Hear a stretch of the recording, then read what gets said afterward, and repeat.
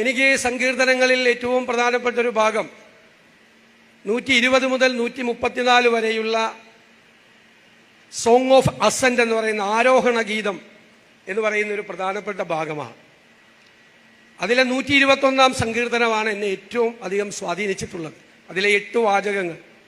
അതിൽ പറയുന്ന ഒന്നാമത്തെ വാചകം, ഞാൻ എൻ്റെ കണ്ണ് പർവ്വതത്തിലേക്ക് ഉയർത്തുന്നു, എൻ്റെ സഹായം എവിടെ നിന്ന് വരും? എൻ്റെ സഹായം ആകാശവും ഭൂമിയും സൃഷ്ടിച്ച യഹോവയിൽ നിന്ന് വരും. നിന്റെ കാൽ വഴുതാൻ അവൻ സമ്മതിക്കില്ല, നിന്നെ കാക്കുന്നവൻ മയങ്ങില്ല. ഇസ്രായേലിന്റെ പരിപാലകൻ മയങ്ങുകയുമില്ല, ഉറങ്ങുകയുമില്ല. യഹോവ നിന്റെ പരിപാലകനാണ്.